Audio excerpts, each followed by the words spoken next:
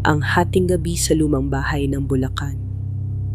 Sa bayan ng San Isidro, sa isang liblib na bahagi ng probinsya ng Bulacan, may isang bahay na matagal nang iniiwasan ng mga tao. Tinatawag nila itong bahay ni Don Severino.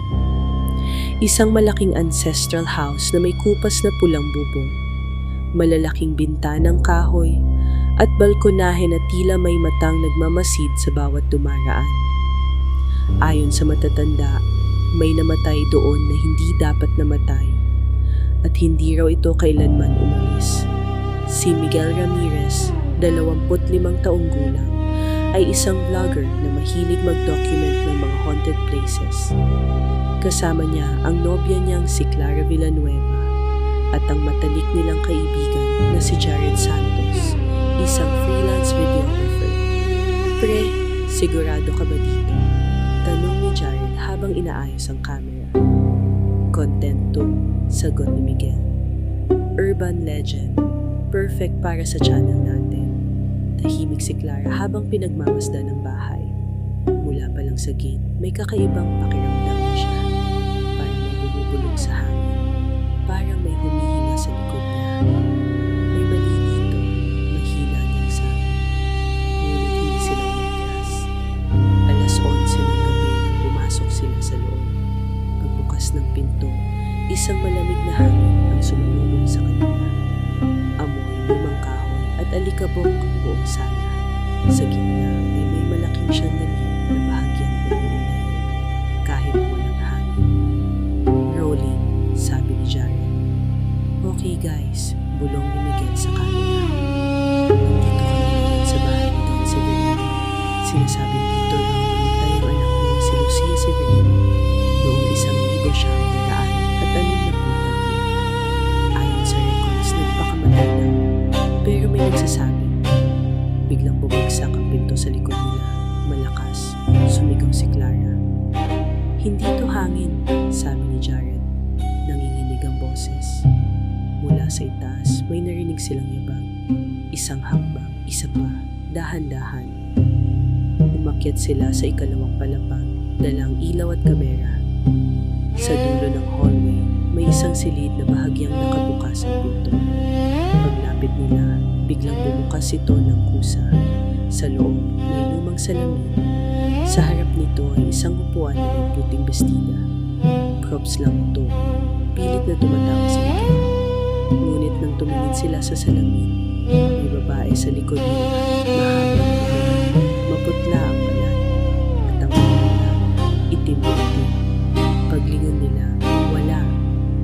Ngunit sa salamin, naroon pa rin siya, biglang nagsalita ang babae. Hindi ako nagpakamatay. Ang boses niya ay tila sabay-sabay na bulong at sigaw. Pinatay nila ako. Nagsimulang manginig ang buong bahay. Ang mga pinto ay nagsasara, ang mga bintana ay bumabagsak. Lucia, tanong ni Clara, nanginginig. Unti-unting lumitaw ang multo sa harap nila. Nakabiti ng leeg sa di nakikitang tali. Ngunit ang mga paa niya ay nakatapak sa sahig. Justisya, sabi nito. Tulungan ninyo ako. Biglang bumukas ang dingding sa likod ng salamin at may lumitaw na lihim na silid. Sa loob ay magkalansay. Isang lumang diary. Binasa ni Clara ang diary. Hindi nagpakamatay si Lucia. Pinatay siya ng sariling ama, si Don Severino. Dahil nalaman nitong buntis siya sa isang lalaking hindi nila kauwi. Ikinulong siya sa lihim na silid at sinakal. Hindi niya ako inilibing, umiiyak na wika ng multo. Iniwan niya ako dito. Biglang nag-iba ang aura ng bahay. Ang multo ni Lucia ay nagsimulang mag-iba ang anyo. Ang mukha niya'y nabiyak, ang mga mata'y nagdugo. Walang makakaalis hanggat walang hustisya. Sumara ang lahat ng daan palabas. Mula sa sahig, may mga kamay ng maahon. Mga anino na nakalaan. Mga biktima raw ni Don Severino na hindi rin nabigyan ng hustisya. Hinila si Jared ng isang anino. Help! Sigaw niya. Sinugod ni Miguel ang anino. Sinubukang hilahin ng kaibigan. Ngunit tila mas lumalakas ang mga ito. Lucia! Sigaw ni Clara. Hindi kami ang kaaway mo. Tumigil ang multo. Tutulungan ka namin, dagdag na. Ilalabas namin ang katotohanan. Nagkatinginan sila ni Miguel. Agad nilang kinuha ang kalansay at ang diary. Live tayo, sabi ni Miguel. Nanginginig, ngunit determinado. I-stream natin ngayon. Habang nagwawala ang mga anino, sinimulan ni Jared ang live broadcast. Ipinakita nila ang lihim na silid, ang diary at ang kalansay.